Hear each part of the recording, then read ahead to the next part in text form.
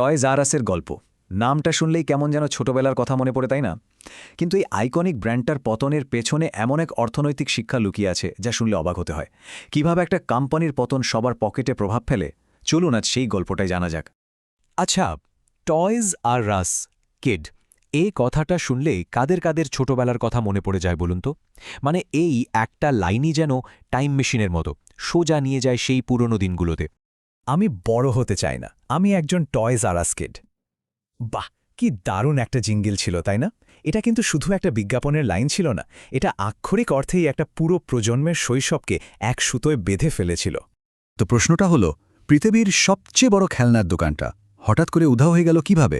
আর এর পতনের গল্প থেকে এখনকার রিটেল জায়ান্টসদের সম্পর্কে আমরা কি জানতে পারি? চলুন এই রহস্যের গভীরে ঢোকা যাক। অরিজিনাল ক্যাটাগরি কিলা, একটি খেলনা সাম্রাজ্যের উত্থান। এর শুরুটা হয়েছিল কিন্তু একজনের মাথা থেকে আসা খুব সহজ কিন্তু দারুণ এক আইডিয়া থেকে। এমন এক আইডিয়া যার রিটেল দুনিয়ার নিয়মকানুনই বদলে দিয়েছিল। গল্পের শুরুটা ১৯৪৮ সালে। চার্লস ল্যাজারাস নামে একজন ভদ্রলোক একটা বাচ্চার ফার্নিচারের দোকান খোলেন। দ্বিতীয় বিশ্বযুদ্ধের পর তখন বেবি বুম চলছে, মানে প্রচুর বাচ্চা জন্মাচ্ছে। তো তিনি ভাবলেন এটাই সুযোগ। কিন্তু কিছুদিন পরেই তিনি একটা মজার জিনিস খেয়াল করলেন। বাবা মায়েরা বাচ্চার জন্য খাট বা আলমারি কেনেন একবারই, কিন্তু খেলনা কেনেন বারবার। ব্যাস, ওই ভাবনা থেকেই ১৯৫৭ সালে জন্ম নিল শুধু খেলনার দোকান টয়জ আর আস। আর ৮০ দশকের মধ্যে তো এটা একটা গ্লোবাল পাওয়ার হাউসে পরিণত হয়। টয়জ আর আসকে বলা হতো ক্যাটাগরি কিলার। শব্দটা শুনতে একটু ভয়ঙ্কর হলেও এর মানেটা বেশ সহজ। এর মানে হলো এমন একটা বিশাল দোকান যেটা তার নির্দিষ্ট পণ্যের ক্যাটাগরিতে, এক্ষেত্রে খেলনা, এতটাই প্রভাবশালী হয়ে ওঠে যে আশেপাশের ছোটখাটো স্থানীয় দোকানগুলো আর প্রতিযোগিতায় টিকতে পারে না, ব্যবসা বন্ধ করে দিতে বাধ্য হয়। আর টয়জ আর আস ঠিক এটাই করেছিল।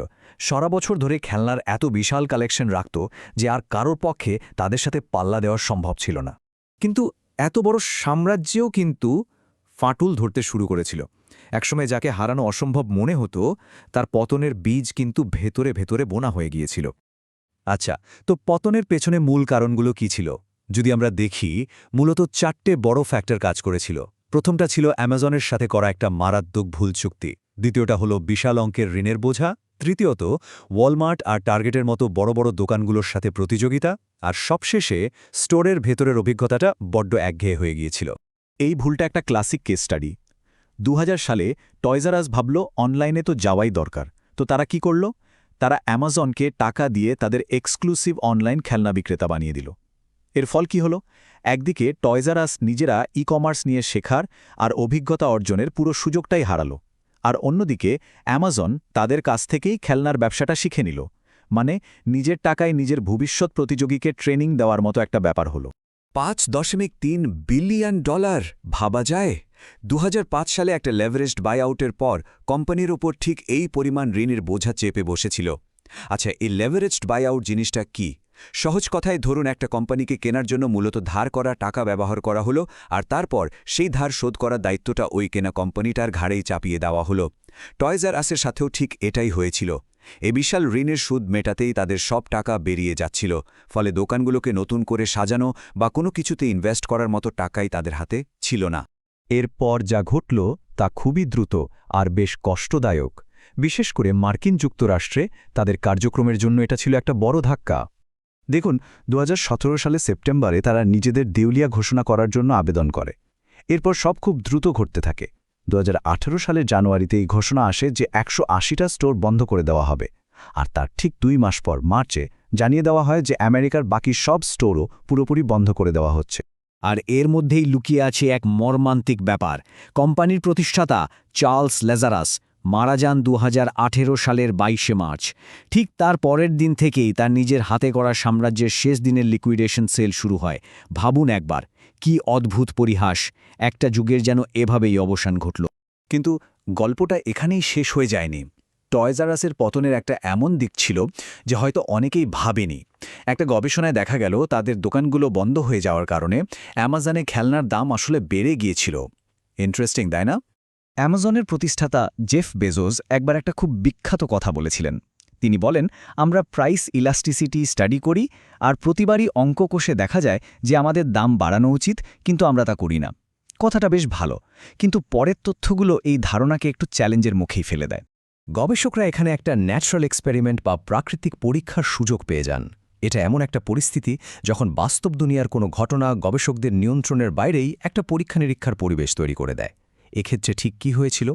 টয়স আর আস একটা দেশে পুরোপুরি বন্ধ হয়ে যায়, কিন্তু পাশের আরেকটা দেশে তাদের ব্যবসা ঠিকই চলতে থাকে। তো পরীক্ষার মূল তুলনাটা করা হয় আমেরিকার আর কানাডার মধ্যে। আমেরিকায় টয়স আর আস তাদের সব স্টোর বন্ধ করে দেয়, কিন্তু কানাডায় তাদের দোকানগুলো খোলাই ছিল। এটা গবেষকদের জন্য একটা দারুণ সুযোগ ছিল এটা দেখার যে বাজার থেকে একটা বড় প্রতিযোগী চলে গেলে অ্যামাজনের মতো কোম্পানির প্রাইসিং স্ট্র্যাটেজিতে কী প্রভাব পড়ে। আর গবেষণার ফলাফল ছিল একদম দিনের আলোর মতো পরিষ্কার। যেই না টয়স আর আস আমেরিকার বাজার থেকে বিদায় নিল, অমনি অ্যামাজনের আমেরিকান সাইটে খেলনার দাম ক্যানেডিয়ান সাইটের তুলনায় বেশ খানিকটা বেড়ে গেল। মানে সোজা কথায় যেই প্রতিযোগিতা কমে গেল, দাম অমনি বেড়ে গেল। কতটা বাড়ল? গবেষণায় দেখা গেছে টয়স আর আস চলে যাওয়ার পর অ্যামাজনে খেলনার গড় দাম বেড়েছিল প্রায় 4.7%, আর এই হিসেবটা করা হয়েছে মোট বিক্রির উপর ভিত্তি করে। আর মজার ব্যাপার হলো, এই দাম বাড়ানোটা কিন্তু এলোমেলোভাবে হয়নি।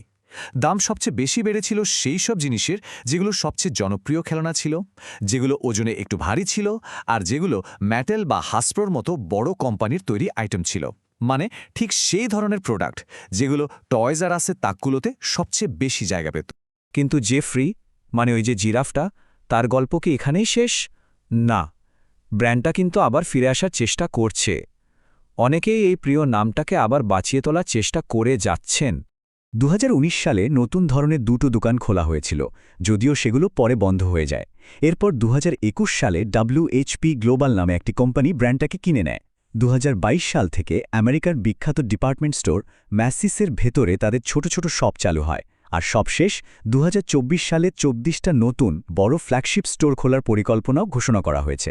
শেষ পর্যন্ত টয়স আর আর্সের এই পুরো গল্পটা আসলে আধুনিক অর্থনীতির একটা দারুণ শিক্ষা।